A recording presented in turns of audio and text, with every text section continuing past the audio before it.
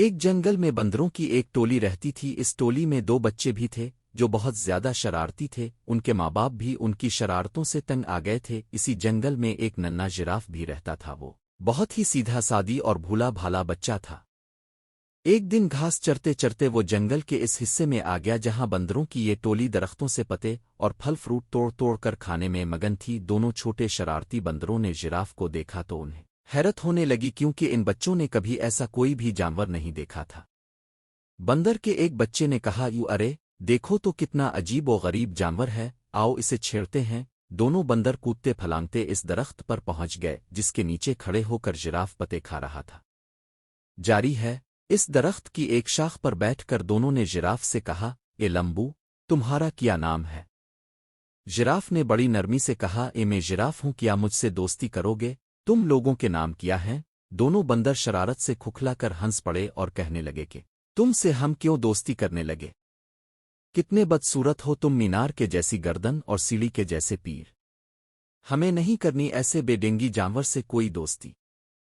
اتنا کہہ کر دونوں بندر جراف کو چڑھانے لگے۔ ایک بندر نے درخت سے ایک پکا ہوا پھل توڑ کر جراف پر پھینک مارا۔ پھل جراف کے منہ پر لگ کر پھوٹ گیا اور اس کا رس اور گودا جراف کے چہرے پر پھیل گیا۔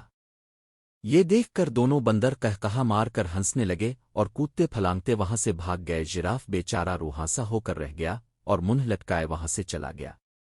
ایک دن دونوں شرارتی بندروں نے یہ طے کیا کہ وہ جنگل میں خوب دور تک اکیلے گھومنے کے لیے چلیں گے۔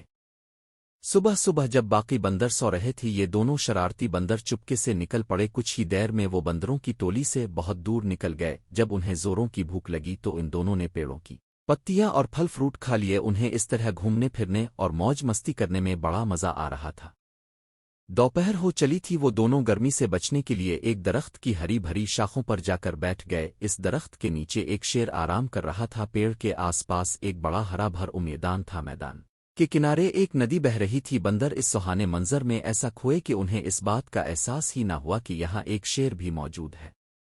لیکن جب شیر اپنے چہرے پر بیٹھی ہوئی مکھیوں کو اڑانے کے لیے اغرا تو بندروں نے شیر کو دیکھ لیا۔ شیر کو دیکھتے ہی وہ بری طرح ڈر گئے۔ کچھ ہی دیر بعد انہیں یہ محسوس ہوا کہ ہم درخت کے اوپر محفوظ ہیں۔ چونکہ ان کے اندر شرارت کوٹ کوٹ کر بھری ہوئی تھی، اس لیے یہاں بھی انہیں شرارت سوچنے لگی۔ ان دونوں شرارتی بندروں نے آنکھوں ہی آنکھوں میں اشارہ کیا اور درخت کا ایک پھل توڑ کر نیچے گرا دیا۔ پھل سیدھا شیر کی ناک پر گرا۔ شیر نے غصے سے دہاڑتی ہوئے آدیر الفادیر دیکھا۔ جب اس نے اوپر کی طرف دیکھا تو اس کی نظر بندروں پر پڑی۔ بندر کھی کر کے ہنس رہے تھے لیکن وہ زیادہ دیر تک نہ ہنس سکے کیونکہ شیر آپے سے باہر ہو رہا تھا۔ اس نے گرج دار آواز میں دیوتے ہوئے کہا، کیا تمہیں معلوم نہیں میں اس جنگل کا راجا ہوں؟ فوراً اس درخت سے نیچے اترو، میں تم دونوں کو کھا کر اس گستاخی کی سزا دوں گا۔ بندروں کو پھر ہنسی آ گئی۔ انہیں یقین تھا کہ ہم درخت پر محفوظ ہیں۔ شیر ان کو اس طرح دوبارہ ہنستے ہوئے دیکھ کر غصے سے آگ بگولا ہو گیا اور اپنے پیروں کو سمیٹ کر اسپن کی طرح تیزی سے اچھلا۔ ان دونوں شرارتی بندروں